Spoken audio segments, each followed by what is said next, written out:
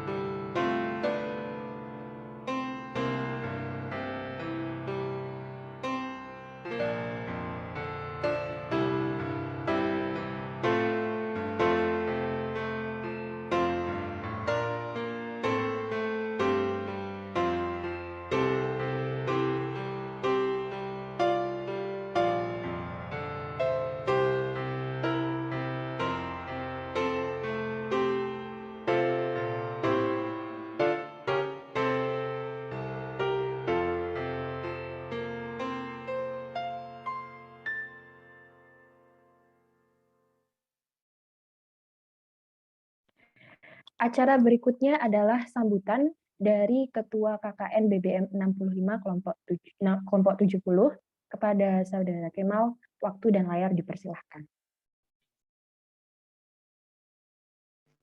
Baik, terima kasih atas kesempatannya Saudari Melinda. Assalamualaikum warahmatullahi wabarakatuh. Selamat pagi dan salam sejahtera untuk kita semua. Om Swastiastu, Namo Buddhaya. Bapak, Ibu, dan hadirin sekalian yang saya hormati, marilah kita panjatkan puji syukur kepada Allah Subhanahu wa Ta'ala atas nikmat dan hidayah yang diberikan kepada kita, sehingga pada hari ini kita masih diberikan kesehatan untuk dapat mengikuti webinar pada pagi hari ini. Salat serta salam semoga selalu tercurah bagi Nabi besar kita, Nabi Muhammad SAW beserta keluarga, sahabat, dan para pengikutnya hingga akhir zaman. Dalam webinar ini nantinya kita akan membahas mengenai peluang bisnis online di masa pandemi dengan Saudari Della sebagai owner dari By Dell's Pastry yang akan menjadi pembicara. Semoga pada webinar pagi hari ini dapat bermanfaat bagi hadirin semua. Sekian dari saya. Wassalamualaikum warahmatullahi wabarakatuh. Saya kembalikan lagi kepada Saudari Melinda. Waalaikumsalam warahmatullahi wabarakatuh.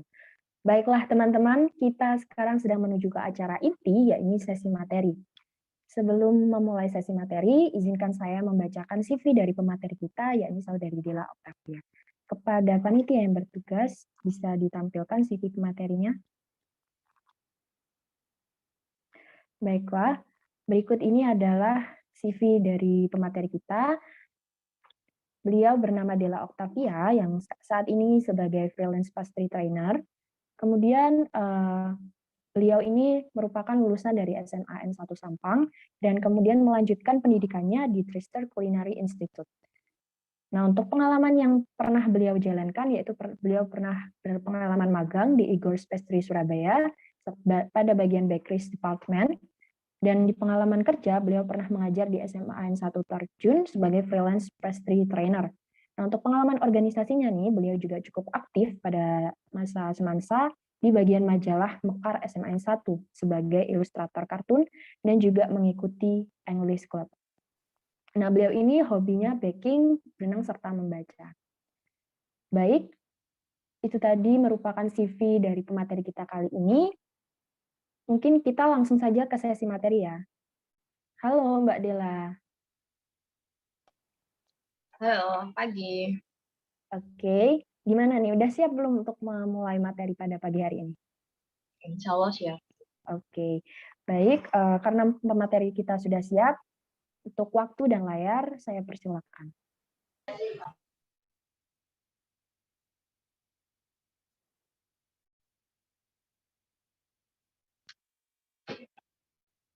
Baik, Assalamualaikum warahmatullahi wabarakatuh. Waalaikumsalam. Waalaikumsalam warahmatullahi wabarakatuh. Terima kasih. Sebelumnya terima kasih buat teman-teman yang sudah hadir dalam acara kali ini. Terus saya mau terima kasih juga kepada KKN BBM Unit 65 kelompok 70 yang telah mengundang saya dalam acara webinar kali ini. Sebelumnya, perkenalkan nama saya Dela Fatia, saya biasa dipanggil dengan Dela.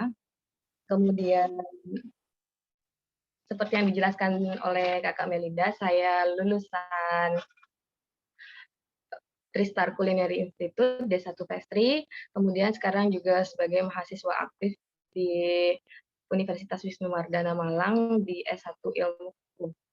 Oke, terus untuk beberapa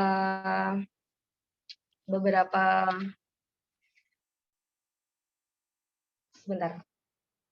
Oke. Untuk beberapa pengalaman kerja, saya sebagai freelance instruktur di instansi pemerintahan di Sampang seperti BLK, Dinas Koperasi, terus Dinas Sosial, dan saya juga guru aktif di SMK Darussalam Torchun sebagai guru tata boga. Kurang lebihnya seperti itu. Kemudian saya sebenarnya mau bercerita dulu ya, awal mula saya bisnis online sebelum masuk materi. Jadi pertama kali saya jualan itu ketika saya masih kelas 2 SMA, itu waktu itu masih tahun 2014-an. Jadi pertama itu karena jualan iseng-iseng aja sih, karena mama itu suka banget sama baking, terus akhirnya saya gini, gimana ya kalau misalkan kita jualan gitu kan, lumayan dapat income buat tambah-tambah jajan. Akhirnya pada saat itu ketika jualan, yang jualan pertama kali ya yang baking mama, terus saya yang masakan. Akhirnya semakin hari dijalanin, saya akhirnya lebih menyukai. Ternyata bisnis online itu benar-benar sangat-sangat berprospek bagus untuk kedepannya. Akhirnya saya memutuskan untuk kuliah di Tristar Culinary Institute sebagai untuk melanjutkan keinginan saya untuk meneruskan bisnis online ini. Jadi saya ambil D1 Pastry. Pastry itu yang belum tahu, pastry itu berkecimpung dalam dunia baking atau kue, dan di tempat kuliah saya dulu itu jadi ada kuliner, ada pastry, dan perhotelan. Kebetulan karena saya hanya menyukai bidang pastry saja, jadi saya mengambil D1 Pastry. Kemudian habis itu saya lulus, saya magang kurang lebih 3 bulan di Igor's Pastry Surabaya. Terus selama kuliah itu saya vakum dari tahun 2015 sampai 2017. Saya memutuskan untuk vakum jualan karena saya memutuskan untuk benar-benar fokus ke pendidikan dulu. Kemudian saya memulai ulang lagi usaha saya itu pada tahun 2018 awal. Itu saya memulai ulang usaha saya awal, tapi di situ ditemukan sangat-sangat gimana ya, karena memang udah kebiasaan jualan, habis itu berhenti, terus jualan lagi, itu benar-benar kesulitan yang didapetin itu benar-benar banyak. Apalagi di era sekarang ya, bisnis online itu benar-benar menjamur. Jadi rival saya itu sangat-sangat banyak di sini. Akhirnya Saya merebranding usaha saya itu dengan Baidals Pastry. Jadi sebelumnya memang Jinji Baking Shop, terus saya rebrand, saya memutuskan untuk rebranding dan saya membuat visi dan misi usaha saya menjadi lebih jelas sehingga saya bisa berkompetisi dengan para rival saya di sini. Oke, kita masuk ke materi ya biar gak terlalu lama. Jadi peluang bisnis online di masa pandemi. Oke. Sebelumnya apa sih bisnis itu? Seperti yang dijelasin di sini, bisnis itu kegiatan yang dapat dilakukan secara individu maupun per kelompok dengan tujuan untuk mendapatkan laba atau keuntungan. Ya, itu betul sekali ya. Jadi ketika kita bisnis, pertama yang dicari itu memang adalah laba. Kemudian, kegiatan bisnis ini meliputi aktivitas produksi, penjualan, serta pembelian barang dan jasa. Oke, itu betul sekali. Jadi ketika kita mulai berbisnis, kita pasti akan menentukan apa sih bisnis yang akan kita geluti. Kan bisnis itu macam-macam ya. Ada makanan, ada minuman, ada jasa, dan lain-lain. Oke, lanjut. Oke, pentingnya bisnis berbasis online. Bisnis online bisa membawa usaha kita ke masyarakat yang lebih luas, yang global. Siapa saja yang memiliki koneksi internet bisa melihat produk atau layanan kita secara online. Itu betul sekali ya. Jadi ketika kita berbisnis online, itu bukan hanya tetangga kanan kiri yang bisa tahu kita berbisnis, tapi seluruh dunia pun tahu. Terus, internet bisa jadi jendela belanja dunia untuk produk Anda. Anda juga memiliki kebebasan untuk hidup dan bekerja di mana saja yang Anda suka. Betul sekali ya. Ketika kita punya bisnis online, pekerjaan kita tuh menjadi lebih fleksibel. Oke, next. Bisnis online di masa pandemi. Nah, ini yang menjadi kunci utama dari webinar kali ini ya. Jadi bisnis online di masa pandemi. Di masa pandemi ini kan kayak kita terdampak banget. Gimana susahnya kita beli-beli secara offline karena memang beberapa kali aturan pemerintah mengadakan PPKM lah yang ini itu dan kita semakin semakin berkuranglah fleksibilitas untuk belanja offline. Jadi mau nggak mau para pebisnis akhirnya putar otak untuk menjadikan ini sebagai ladang mencari keuntungan dengan berbisnis online. Oke. Di masa pandemi ini terdapat lonjakan drastis penggunaan transaksi secara online. Itu betul banget ya, apalagi seperti Shopee, Tokopedia pun mengakui ketika masa pandemi ini belanja daring itu sangat-sangat banyak. Dengan pembatasan sosial yang diberlakukan, sebagian besar masyarakat menghabiskan waktu mereka di rumah. Himbauan pemerintah untuk tidak keluar rumah bila tidak mendesak membuat orang-orang melakukan kegiatan di dalam rumah. Entah itu menyelesaikan pekerjaan, terus belanja dan berbisnis. Nah, untuk salah satu hal yang diketahui terus meningkat adalah jumlah bisnis online yang lahir sejak pandemi ini. Mulai dari kerajinan tangan, makanan rumah, produk fashion, maupun barang-barang elektronik. Tidak menutup kemungkinan juga kuliner pun sekarang sangat-sangat menjamur bisnis online. Oke, lanjut. Oke. Bagaimana cara memulai bisnis online? Oke. Dengan kendala tatap muka yang sulit, untuk dilakukan penjualan beralih menggunakan platform e-commerce atau online ya, untuk memajang dan memasarkan produk-produk yang dijual. Yang diketahui menjalankan bisnis online tidaklah mudah karena penjual tidak bertemu dengan para pembeli secara langsung. Iya, betul sekali. Karena kita menggunakan sarana online sebagai penghubung antara konsumen dengan penjual ya. Jadi ini di sini dijelaskan ada 3 platform bisnis online, ada media sosial, terus ada media pesan dan aplikasi. Untuk usaha saya menggunakan ketiganya, yaitu media sosial saya menggunakan Instagram, kemudian media pesan saya menggunakan WhatsApp bisnis. Jadi WhatsApp itu ada 2 ya, ada WhatsApp biasa dan ada WhatsApp bisnis. Ketika kita memulai usaha itu pastikan kita harus menggunakan WhatsApp bisnis, bukan WhatsApp pribadi.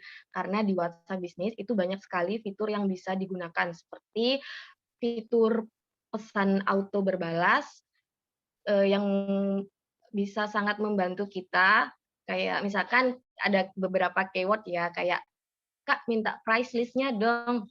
Kita tidak usah ngetik berkali-kali ya. Jadi kayak di situ nanti ketika ada orang yang ketik price list, itu nanti pesannya pasti bakalan langsung kebalas secara otomatis. Terus kalau misalkan kita lagi offline atau lagi tidak tidak berjualan saat itu, biasanya nanti ada pesan juga, "Maaf, toko kita sedang libur." Jadi kita tidak perlu yang terus-menerus online untuk membalas pesan customer kita. Jadi memang di WhatsApp Business itu banyak sekali fiturnya, ada katalog dan ada label. Jadi label itu seperti ketika ada pesanan tanggal 5 Februari, 6 Februari, 7 Februari, "Hai sis, kita mau pesan, kue untuk tanggal 5 Februari ya." Nah, itu nanti kita bisa masukkan itu langsung di label. Jadi kita tidak bakalan lupa ketika ada pesanan di tanggal-tanggal tersebut. Terus untuk aplikasi, kebetulan saya bermitra dengan GoFood atau Gojek. Karena di sini memang Shopee Food dan GrabFood itu kurang kurang ada peminat ya. Jadi banyak sekali driver yang memutuskan untuk pindah ke Gojek. Jadi di sini tuh yang terkenal memang Gojek dan oke, satu lagi ada di sini tuh ojek online tapi lokal. Jadi beberapa ada ojek online lokal yang terkenal, di sini ada 3, itu ada UD Pada Bisa, ada Jontor, dan ada Go Sampang. Ya pokoknya tentang ojek online atau kurir. Di sini sangat dimudahkan ya dengan ojek online itu, karena ojek online di Sampang ini sangat-sangat mendukung para UMKM di Sampang, yaitu ketika kita punya bisnis, mereka itu bantu promosikan ke customer mereka juga. Jadi dan di sini tuh enaknya apa, karena jauh, dekat, itu harganya tetap 5.000, jadi orang-orang lebih memilih menggunakan ojek online lokal. Oke, lanjut ya. Oke, ada beberapa tips untuk membangun bisnis untuk para pemula. Yang pertama adalah kita wajib mencari tahu apa yang dibutuhkan masyarakat. Oke, benar banget. Jadi ini ketika saya belum rebranding usaha saya itu kan memang berkecimpung di dunia custom cake ya. Tapi ketika saya pelajari, rival saya di sini itu semuanya memang memang berjualan custom cake. Cuman, eee, mereka itu apa ya, kayak belum ada yang punya spesifikasi kue apa gitu loh.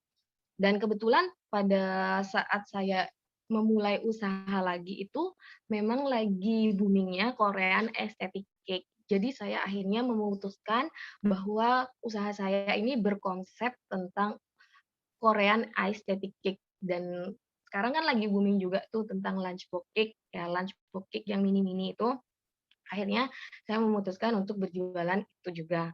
Eee, Kenapa? Karena di Sampang sendiri belum ada yang berjualan Korean aesthetic cake. Jadi saya mengambil mengambil spesifikasi bahwa kue saya itu memang berjualan custom custom Korean cake. Jadi yang simple-simple, yang desain simple-simple tapi lucu, tetap elegan gitu. Nah, terus ada yang kedua, membangun bisnis melalui platform media sosial. Oke, yang kedua ini, kebetulan saya sendiri menggunakan Instagram sebagai wadah saya untuk berjualan, karena memang, sebenarnya karena di sini saya itu juga dibilang banyak teman juga enggak, jadi saya memasarkan itu juga bingung. Akhirnya saya itu, berjualan di IG dengan IG itu cakupannya cukup luas ya, sama seperti Facebook. Buat Anda yang ingin memulai usaha, saya sarankan Facebook itu yang paling penting. Jadi awal-awal saya berjualan memang saya itu mempromosikan usaha saya itu di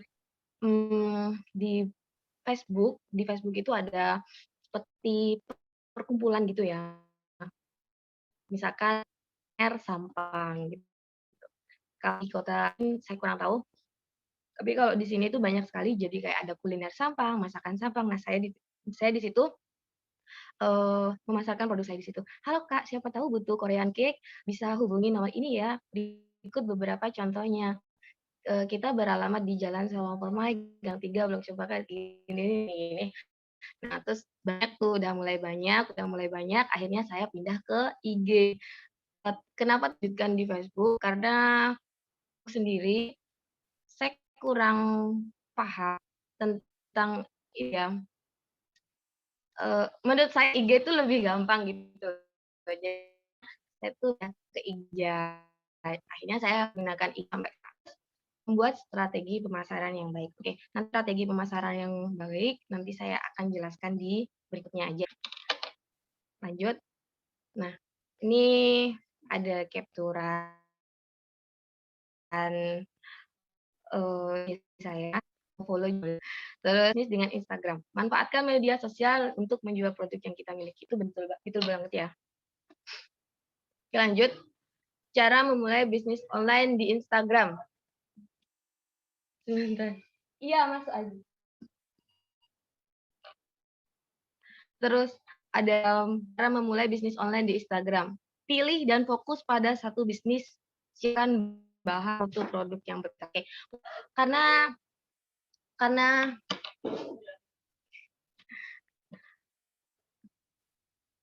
jadi pilih dan fokus pada satu bisnis itu benar banget ya. Jadi ketika saya mulai usaha lagi nih, ada satu cerita. Jadi saya itu pertama kan memang mengambil konsep itu pastry. Tapi semakin saya jalanin ke sini, ternyata pastry untuk mendapatkan keseluruhan pastry itu sangat-sangat sulit. Jadi akhirnya saya tambah ke sini, saya tuh memutuskan untuk berjualan kue saja, tidak rotian. Jadi kalau di pastry itu banyak ya, ada bakery, pastry, terus ada pie, puding, dan lain-lain sebagainya. Nah, untuk keseluruhan ini, ternyata itu cukup sulit untuk memanage-nya. Akhirnya karena saya dulu juga jualan bakery ya, atau roti, akhirnya saya memutuskan untuk tetap memilih cake itu sebagai produk utama. Akhirnya saya tidak melanjutkan saya jualan roti dan lain-lain, enggak. Karena memang saya pingin konsumen saya itu mau beli kok di Baidels Pastry gitu. Jadi tetapnya itu apa ya, pilihannya itu hanya ke saya gitu. Jadi kan di sini udah banyak ya yang jualan roti, yang mulai dari yang murah sampai yang mahal itu banyak. Jadi saya berpikir kok kalau saya jualan roti kok kayak nggak ada bedanya gitu. Akhirnya saya memutuskan untuk tetap berjualan kue sebagai konsep utama dari usaha saya. Kemudian ini ada siapkan bahan foto produk yang berkualitas. Oke, ini juga menjadi salah satu ciri khas ya dari setiap usaha, itu pastikan kalian mempunyai ciri khas tersendiri dari segi foto dan konten. Kalau punya saya, karena saya mempunyai ciri khas sendiri, jadi ketika foto produk itu orang-orang pasti bakalan tahu kalau itu produk saya gitu. Jadi saya tuh cuman bermodalkan kain putih di belakang, habis itu foto produk saya, udah gitu aja. Jadi orang-orang itu tahu, itu produk saya itu tahu. Kalau yang kebanyakan kalau di rival saya itu, mereka itu menggunakan latar belakangnya itu beda-beda gitu. Jadi orang-orang gimana ya, kalau kita punya ciri khas sendiri itu pasti misalkan, foto produk, pasti ini belinya pasti ya. Memang saya punya ciri khas saya sendiri untuk membuat konten serta foto produk. Oke, upload foto produk secara berkala itu betul banget karena tips juga. Jadi ketika kita mau upload foto produk, pastikan kalian itu tahu jam-jam yang benar-benar punya insight bagus untuk like dan gimana ya, have attention from the consumer. Maksudnya itu kayak ada jam-jam tertentu yang konsumen itu tertarik melihat produk kalian. Jadi di jam-jam sibuk ya, jadi kalau upload foto itu di jam-jam ketika mereka istirahat, seperti jam 1 sampai jam 2 itu ketika para para para pengguna Instagram itu ketika mereka di masa luang atau istirahat, silahkan di-upload. Biasa 1 sampai jam 2 siang ini punya insight yang benar-benar tinggi di Instagram ya. Jadi terus ada juga di jam 7 malam sampai jam 9 malam itu biasanya insight-nya juga cukup tinggi untuk mendapatkan like dan getting attention from them. Maksudnya ada perhatian dari mereka. Terus ada lagi cermat dalam menggunakan hashtag. Ini benar-benar berpengaruh besar. Jadi kebanyakan konsumen saya itu juga dari luar kota. Kok bisa sih? Pasti gitu kan. Kebanyakan konsumen saya itu memang dari luar kota juga, karena saya selalu menggunakan hashtag dalam caption saya. Seperti saya selalu menggunakan hashtag kuliner Sampang, cake Korean aesthetic Sampang. Pastikan ada letak lokasi kota kalian, karena itu sangat-sangat berpengaruh besar pada penjualan produk kalian. Misalkan kalau misalkan kalian jualan HP ya, HP second Sampang. Jangan lupa pasti misalkan HP second Bojonegoro, HP second Jombang gitu. Pastikan harus selalu ada hashtag yang berpengaruh besar di produk kalian. Oke. Oke, ini ada yang seperti saya ceritakan tadi, WhatsApp. Nah, berikut ini adalah salah satu contoh katalog produk kita ingin dengan memanfaatkan WhatsApp dan gunakan WA bisnis. Oke, biasanya kan setelah kita memasarkan produk di IG, banyak orang yang akhirnya ngechat lewat WA ya. Nah, kemudian ketika kita ngechat di WA itu kan kita pasti otomatis nyimpen nomor konsumen ya, karena untuk nambah apa ya? Untuk nambah konsumen kan kita pasti harus nambah nomor mereka. Nah, ketika mereka saling menyimpan nomor dengan kita kan mereka pasti bakalan lihat story kita itu seperti apa. Nah, saya tuh kebetulan saya juga berbisnis Korean food. Jadi tapi Korean food saya ini semuanya take away, jadi tidak ada yang dine in. Jadi mereka biasanya saya sama admin itu ngupload produk di story itu sekitaran jam 10 sampai jam 2 siang. Itu biasanya mereka engage-nya besar untuk membeli makanan karena memang di jam-jam seperti itu orang-orang itu sibuk cari makanan untuk makan siang. Terus kemudian ada seperti jam 7 malam sampai jam 9 malam itu juga jam-jam produktif. Jadi jam-jam engage-nya benar-benar tinggi. Jadi kalau misalkan ngupload produk itu tidak usah yang terlalu banyak ya, jadi dikit-dikit gitu. Misalkan saya jualan tteokbokki gitu. Saya upload tteokbokki. Ya sudah, saya upload aja. Nanti orang-orang pasti bakalan tanya, "Kak, itu berapa sih harganya?" gitu. "Oh, ini 8.000 Kak, gini gini." Terus baru kita jelasin. Sebenarnya konsep dalam berdagang itu juga tidak usah terlalu, apa ya, menurut sudut pandang saya, kalau jualan itu tidak perlu terlalu menjelaskan ya, tidak perlu terlalu menjelaskan secara detail kecuali dia bertanya, kecuali konsumen itu bertanya. Sama seperti konsep salesman ya, jadi, ketika kita terlalu banyak menjelaskan, mereka itu malah tidak interest. Tapi ketika mereka bertanya, baru kita jelaskan, baru mereka itu interest sama produk kita. Jadi, tidak perlu terlalu yang, "Ayo Kak, ini pasti enak, ini pasti Kakak pasti kenyang makan ini, pasti enak lah, terbuat dari bahan yang ini, itu," gitu. Nah, mereka tuh malah tidak interest. Jadi ketika kita tidak tidak tidak begitu menjelaskan, hanya menjelaskan ketika apa yang mereka mau, seperti, "Mbak, ini terbuat dari apa sih?" "Oh, ini terbuat dari ikan ya, ada telurnya, jadi tidak cocok untuk orang yang alergi gatal-gatal karena telur," gitu. Nah, baru mereka interest. Oke, lanjut. Oke, ada tips membuat caption untuk jualan. Pastinya tentukan target pasar ya juga. Terus gunakan tagar agar produk kita lebih dikenal oleh pembeli. Oke, itu benar banget. Jadi pakai hashtag, jangan lupa. Terus untuk meningkatkan engagement dan nantinya berujung di peningkatan penjualan, maka kita bisa menaruh call to action. Lanjut.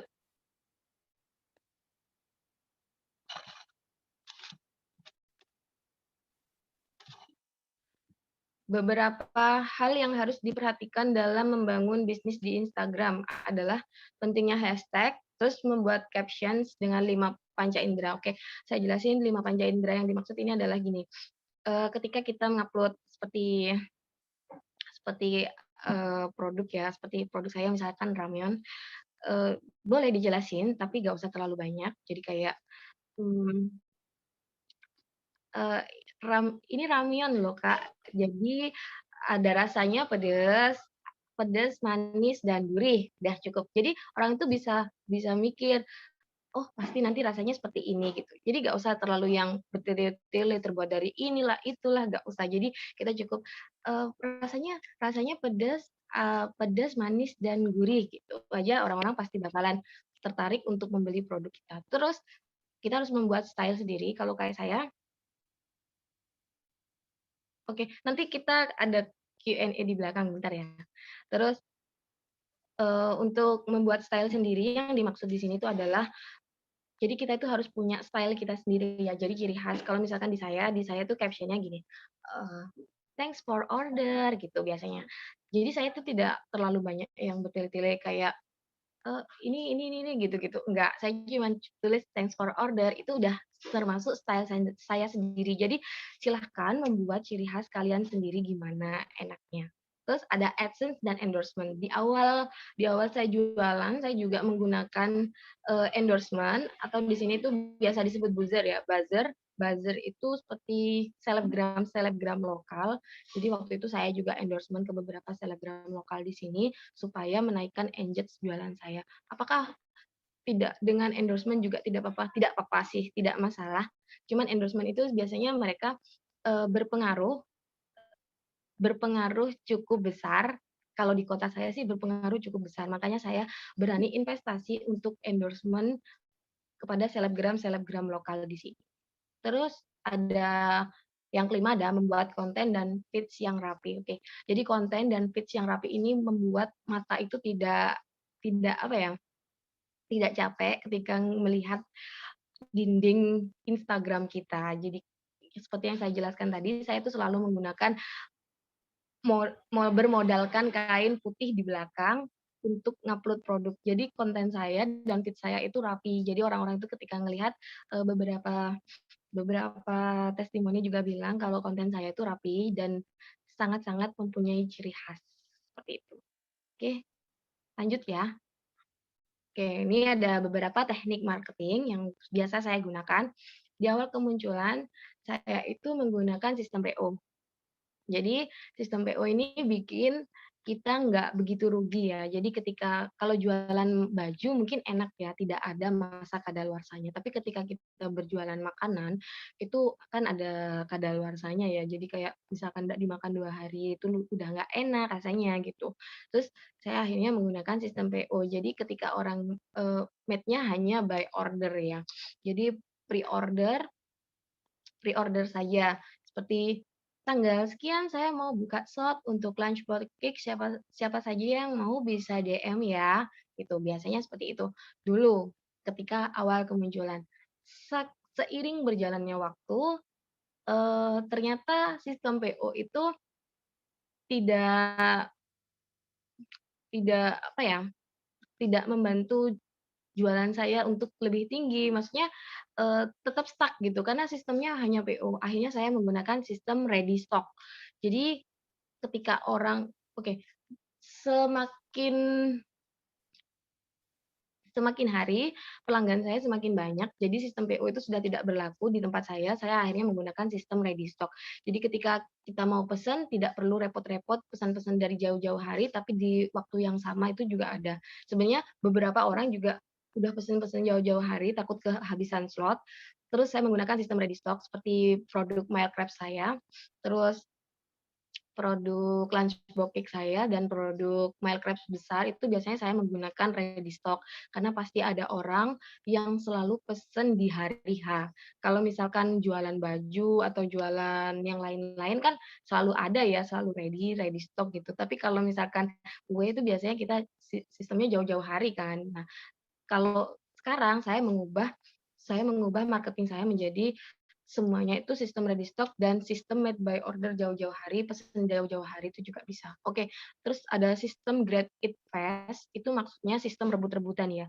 Jadi dulu pas waktu saya memperkenalkan produk saya yang Mild Crabs, yang produk-produk awal Mild Crabs itu, saya menggunakan sistem Grab It Fast dan itu sangat-sangat ber-engage tinggi sekali di penjualan saya karena emang orang-orang akhirnya kepo, apa sih yang dijual kok cepet banget habisnya, apa sih gitu. Akhirnya saya menggunakan sistem Grab It Fast itu pas waktu saya awal-awal jualan Mild Crabs ya. Jadi di sini tuh orang-orang belum tahu Mile Crepes itu apa, terus saya jualan, saya kasih tahu, saya kasih petunjuk kalau Mile Crepes itu sebenarnya sama, basic-nya itu sama seperti kue dadar, cuman ada krimnya dan krimnya itu enak, jadi tidak enek gitu saya. Tapi seperti apa sih Mbak rasanya? Oke kalau mau silakan beli ya, hari ini cuman ready 20 pieces saja gitu. Akhirnya saya menggunakan sistem itu.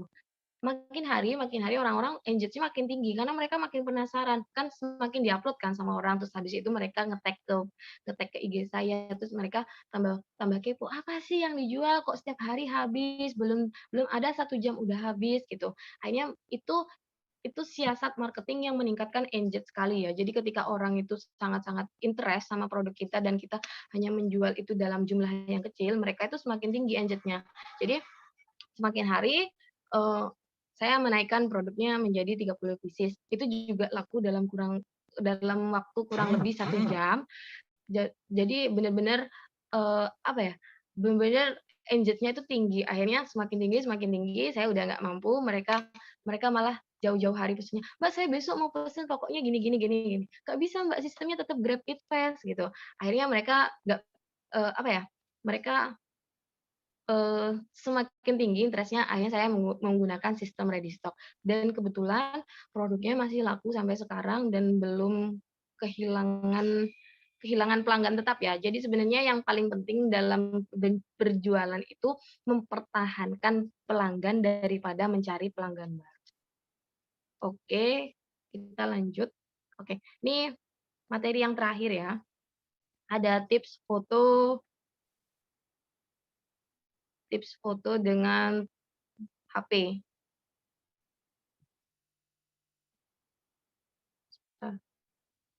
Oke, ada tips foto dengan HP. Jadi sudah yang seperti saya jelasin tadi, saya dari pertama kali jualan sampai sekarang saya selalu menggunakan HP, tidak pernah menggunakan kamera DSLR karena saya belum punya. Terus kemudian yang pasti kita harus menyiapkan ruangan atau tempat. Saya tuh punya satu ruangan sendiri yang saya gunakan khusus untuk foto produk. Terus jangan lupa pasang background foto. Oke, ini terserah kalian. Kalau saya menggunakan background itu kain putih yang ya bener-bener cuman kain putih. Habis itu siapkan pencahayaan dan kamera HP. Oke. Jadi beberapa memang ada tekniknya. Saya nggak bisa jelasin di sini karena memang ini harus harus apa ya, in action ya. Terus atur fokus kamera, tambahkan properti bila diperlukan. Oke, saya biasanya tidak menggunakan properti apapun, jadi benar-benar murni cuman produk saya saja. Bisa dilihat di IG saya, contohnya seperti apa. Terus gunakan aplikasi editing agar hasil maksimal. Oke, saya menggunakan PicsArt sebagai editingnya. Biasanya saya lakukan kontras itu biar apa ya, tidak terlalu pucat ya. Kalau kamera Samsung itu biasanya terlalu pucat dan tidak tidak sama seperti warna aslinya. Jadi saya main di kontras di PicsArt itu saja. Oke, materinya udah habis. Eee, apakah boleh lanjut ke sesi Q&A?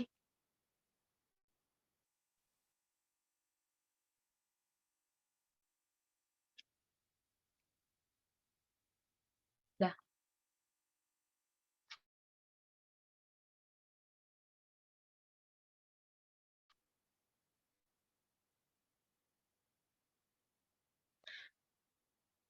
kita lanjut di sesi Q&A ya. Mbak, saya mau bertanya, saya kan juga jualan online baju-baju dan makanan. Saya promosinya lewat WhatsApp, jadi peminatnya cuma sedikit dari teman-teman saya sendiri. Lalu gimana caranya Mbak biar jualan saya bisa diminati banyak orang? Oke, terima kasih pertanyaannya Mbak Vivi. Jadi, menurut saya Mbak Vivi harus pasang pasang promosi di Facebook. Jadi Mbak Vivi, boleh tahu Mbak Vivi, dari kota mana?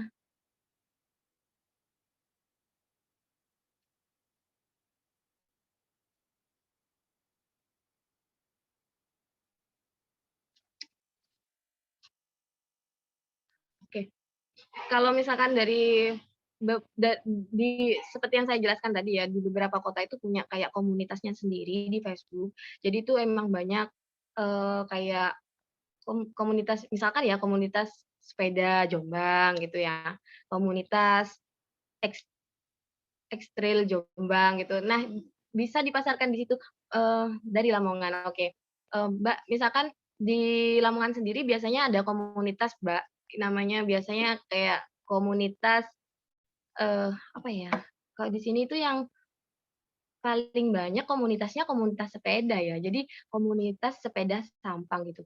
Nah, biasanya banyak sekali orang-orang yang promosi di situ. Jadi kayak, "Monggo bapak-bapak, ibu-ibu, siapa tahu berminat es dogernya," gitu.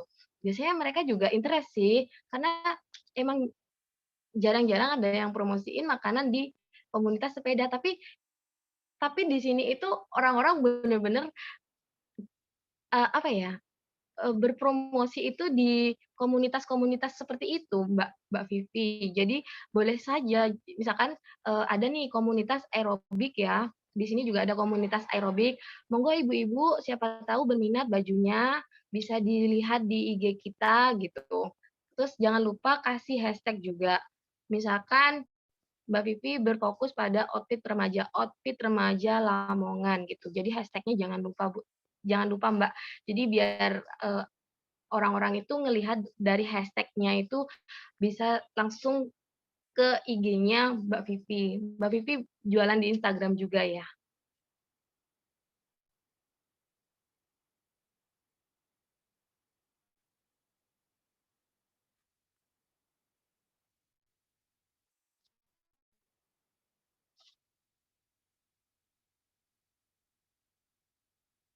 Oke, Mbak Vivi, kalau nggak berhalangan untuk on mic, bisa on mic aja Mbak Vivi. Oke, Mbak Vivi langsung makasih penjelasannya Mbak.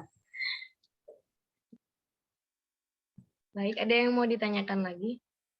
Mungkin kalau baju bisa lewat itu ya Mbak Del, Shopee gitu. Mungkin Mbak Dela tahu nih untuk daftar di situ. Oke, kalau Shopee sendiri, saya tidak bermitra dengan Shopee, tapi kalau Gojek saya bermitra. Jadi kalau di Gojek itu ada namanya Gobis, kita daftar dulu di Gobis, dan nanti pihak dari tim Gobis itu sendiri masih meneliti produk kita itu seperti apa dan, menentukan kita itu bisa bermitra dengan mereka itu kurang lebih selama 1 bulan ya. Jadi saya waktu itu saya daftar itu sekitaran bulan November dan baru di ACC itu sekitaran Januari awal, jadi lumayan lama di ACC-nya. Kalau di Gojek seperti itu. Saya udah gabung Gojek itu dari tahun 2019.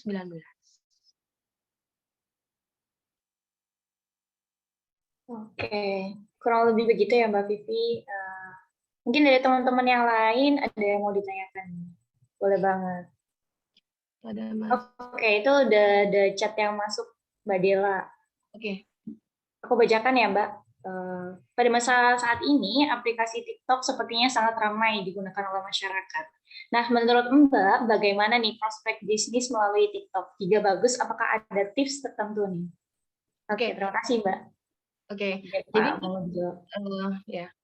Baik, terima kasih pertanyaannya. Jadi saya juga menggunakan aplikasi TikTok itu sebagai, sarana saya jualan juga. Jadi saya biasanya bikin konten di TikTok, itu saya menghias kue, dekor cake bisa dilihat di by Jelas Pastry. Cuman, kelemahan saya adalah saya tidak istiqomah di TikTok karena memang butuh effort lebih ya untuk membuat konten sendiri. Tapi kalau misalkan kita tekuni, itu bisa menghasilkan engage yang tinggi. Tapi kebetulan karena saya memang, banyak kesibukannya, jadi sibuk ngajar, sibuk ini, sibuk itu, jadi saya nggak sempet buat kontennya lagi. Tapi beberapa kali waktu itu saya sudah ngupload, saya ngedekor kayak gimana, terus saya upload, juga produk-produk saya di TikTok, cuman, memang tidak konsisten, jadi memang kekonsistenan itu yang bikin engage-nya itu tinggi.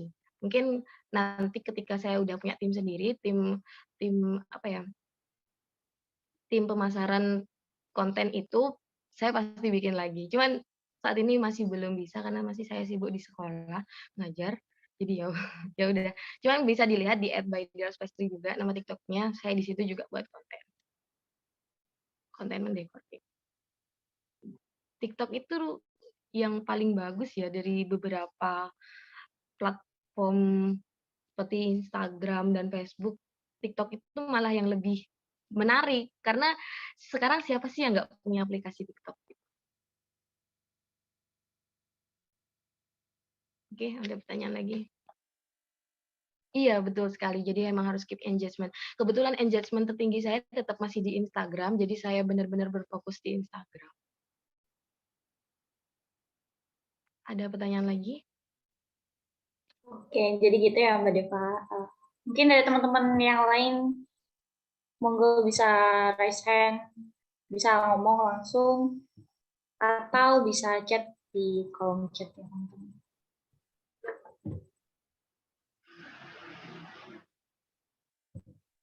Biasanya tantangan untuk dalam memulai bisnis adalah pendanaan. Apakah kakak pernah mengalami hal tersebut dan jika iya? Oke, ini udah jadi masalah paling umum ya ketika kita mulai bisnis. Kebetulan karena saya memulai bisnis itu ini ya dari mama. Jadi bener-bener dulu itu modalnya mama, terus dapat keuntungannya ya keuntungan mama. Terus semakin ke sini eh, saya akhirnya waktu itu pernah dikasih tahu sama tetangga kalau misalkan di dinas koperasi itu ada pendanaan ya untuk para UMKM. Akhirnya saya mengajukan dan alhamdulillah dapat. Jadi saya dapat sekitar insentif sekitar 2,4 jutaan. Jadi itu yang saya gunakan sebagai modal awal waktu itu. Mungkin di kota-kota lain juga sepertinya seperti itu ya. Beberapa dinas sosial seperti dinas koperasi itu sering mengadakan pendanaan untuk para UMKM. Asalkan kita mau menaruh menaruh apa ya? Dibilang CV juga bukan ya, menaruh jadi waktu itu saya yang ditanyain itu cuman KTP, KK, dan produk usahanya seperti apa gitu. Terus habis itu saya kasihkan ke dinas koperasi dan alhamdulillahnya dapat insentif sekitar 2,4 juta dan itu yang saya gunakan untuk awal mula usaha.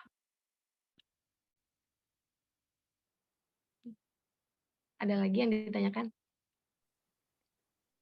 Oke. Apakah ada lagi yang ingin ditanyakan, Ya, sama-sama. teman-teman? Kalau di kota saya di Sampang itu kebetulan saya juga instrukturnya kan, jadi saya biasanya ngasih tahu ke para UMKM, Mbak, di BLK lagi ada pelatihan loh dan ada uang duduknya juga, jadi jangan lupa daftar ya, biasanya seperti itu. Untuk mbak-mbak di sini atau ibu-ibu di sini yang pengen menambah skill, biasanya di BLK kota-kota tertentu itu pasti ada pelatihan. Kalau di sini memang yang paling sering memang pelatihan itu pelatihan menjahit dan tata boga.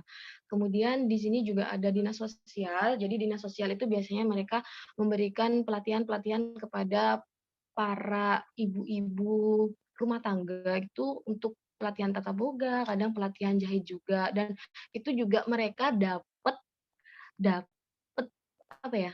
Itu seperti oven, seperti mixer dan lain-lain itu mereka dapat gratis dari dinas sosial. Jadi memang harus dari kitanya sendiri yang selalu aktif bertanya apakah sedang ada pelatihan atau enggak. Biasanya nanti sama mereka dari tim mereka didata kalau misalkan pengen ikutan, kalau untuk mengikuti kursus online gitu gimana Mbak? Kursus online yang seperti apa? Bisa saja sih. Kalau di kue-kue biasanya banyak ya kursus online, tapi menurut saya, kursus online itu tidak enaknya, karena memang tatap muka ya, jadi in action-nya itu kurang. Tapi kalau misalkan, pingin ya nggak apa-apa, bagus kok. Menambah skill itu tidak ada salah.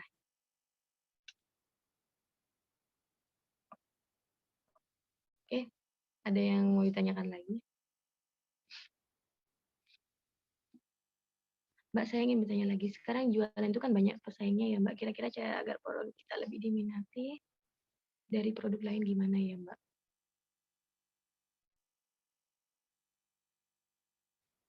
Oke, untuk lebih diminati, yang pasti ya kita harus beda dari yang lain. Seperti saya punya ciri khas, saya menjual Korean aesthetic cake, di mana saya cuman berkonsep Korean aesthetic cake. Jadi saya nggak mau ke mana-mana lagi. Jadi kayak misalkan ada orang yang tanya, Mbak bisa bikin kue fondant nggak? Bisa, tapi saya nggak nerima itu.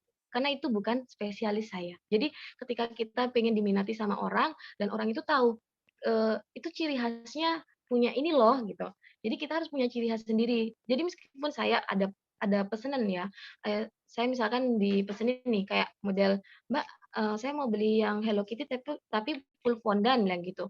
"Saya nggak terima fondant cake, Mbak, di sini. Saya hanya terima buttercream cake karena memang buttercream itu adalah produk yang paling, ini saya tonjolkan di produk saya." Jadi spesialisnya memang saya itu buttercream, tidak menggunakan tidak menggunakan fondant. Jadi ya kita memang harus punya ciri khas sendiri. Misalkan nih ya, Mbaknya tadi berjualan apa ya? Sorry.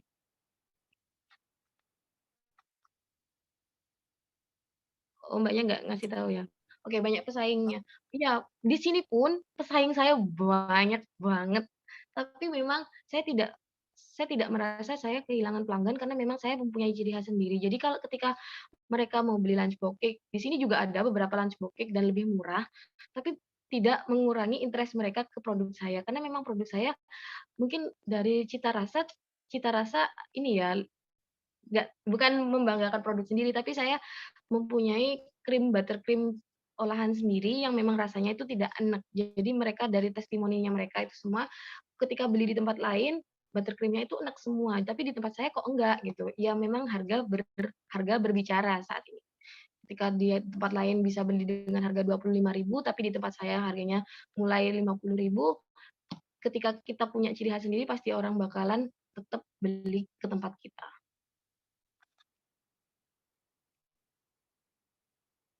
Oh, saya jualan baju sama makanan. Oke. Kalau baju saya kurang kurang ngerti ya, karena emang baju ini kan universal ya, jadi banyak modelnya. Mungkin Mbaknya bisa bisa ambil konsep anak muda zaman sekarang yang suka pakai vest, terus yang suka pakai kulot. Kalau di sini memang, kebetulan teman saya memang jualan baju dan dia memang punya karakteristik modelnya dia sendiri. Jadi dia memang pelanggannya banyak sekali dan kebetulan anak-anak muda ya, karena memang yang dijual itu memang baju-baju yang kekinian zaman sekarang ya, seperti vest, terus kulot, terus ada lagi, pokoknya bagus-bagus. Nanti kalau Mbak penasaran, bisa chat saya, chat pribadi ke saya aja ya. Nanti saya kasih tahu, Mbak Mbak teman saya ini jualannya seperti apa gitu. Dan kebetulan di sini engage-nya dia tinggi banget karena memang pangsa pasarnya dia anak muda di sini. Oke, ada yang bertanyakan lagi? Apakah ada yang Potong tanya ingin ditanyakan lagi, Kak? Teman-teman. Mbak Dela ini kan punya kesibukan lain ya, khususnya mengajar. Nah, untuk menghandle-nya sendiri, pembuatan gitu, misal ada terima kue itu. Nah, itu pengerjaannya itu dikerjakan Mbak Dela sendiri atau ada pekerja atau pembantu gitu, Mbak? Oke. Kebetulan saya sendiri punya 3 karyawan, jadi yang satu itu sebagai admin, terus yang satu ini sebagai tim produksi, dan satunya lagi sebagai tim dekorasi cake. Jadi kebetulan usaha saya sendiri ini udah mulai jalan sendiri ya, atau bisa dibilang autopilot, karena emang saya sibuk di luar, jadi saya cuma memantau saja sih. Seperti itu. Menurut Mbak. Oke, thank you Mbak jawabannya. Izin bertanya, menurut Mbak kapan waktu yang tepat untuk memulai sebuah bisnis? Karena tadi mendengar pengalaman Mbak sempat vakum berbisnis karena yang fokus kuliah dulu. Iya betul, betul sekali. Jadi, bentar. Waktu yang tepat ya. Sebenarnya setiap hari itu waktu yang tepat ya. Jadi ketika kita udah punya ide, itu segera direalisasikan ya. Waktu itu saya juga mikir sih, waktu mau memulai bisnis ulang, saya itu takut banget. Kenapa? Karena pelanggan saya udah kabur semua kan. Karena udah lama nggak jualan selama kurang lebih 2 tahun, 2 tahun sampai 3 tahun kan mereka pasti cari ke tempat lain ya. Saya tuh pertama kali memulai lagi itu saya benar-benar takut, dan saya takutnya itu cuma satu sih, takutnya nggak ada yang beli gitu. Ternyata enggak.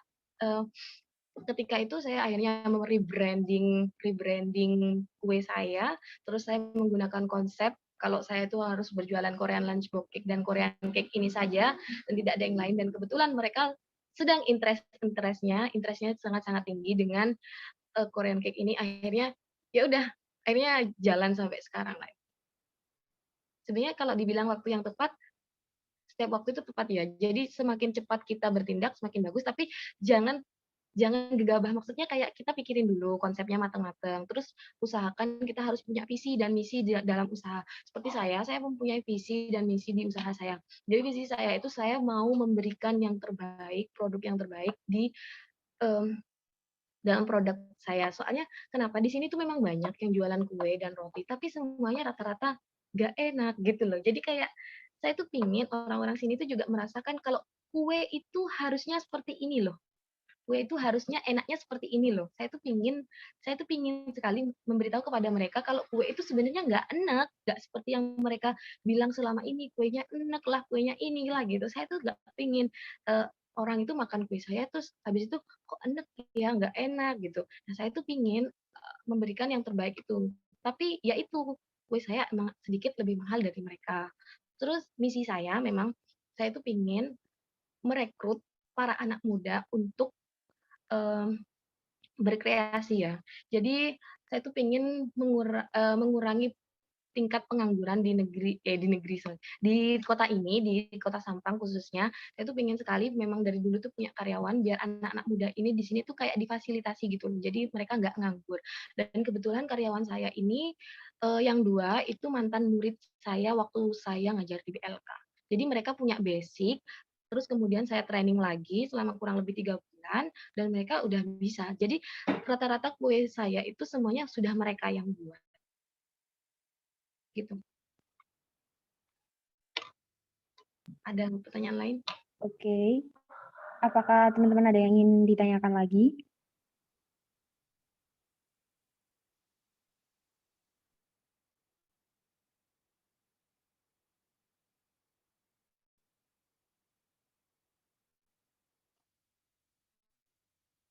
Baik, Pak. Makasih. Baik. Ya, sama. Bila memang sudah cukup, mungkin sesi materi serta tanya jawab pada kali ini bisa diakhiri. Monggo Mbak bisa. Terima kasih untuk KKN BBM unit 65 kelompok 70 yang saya minta maaf jika ada kata-kata yang menyinggung, terus dan belum terlalu apa ya optimal.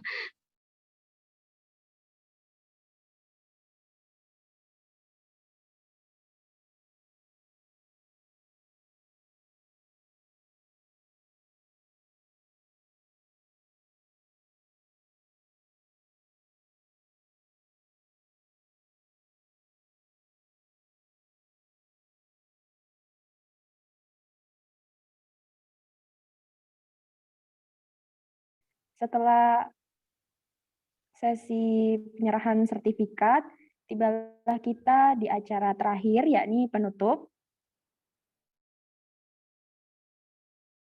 MC pada pagi hari ini memohon maaf apabila terdapat salah ataupun kurang kata. Sebelum menutup acara ini, kita lanjut ke belum on cam, bisa on cam terlebih dahulu ya.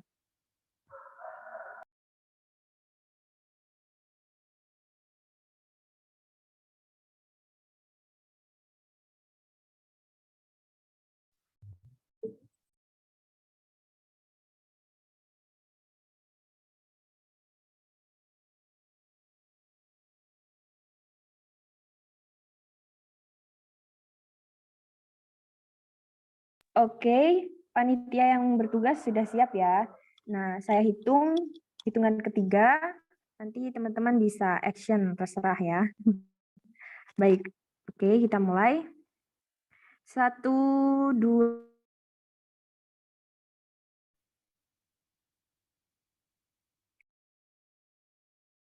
Lanjut gaya bebas ya. 1, 2, 3.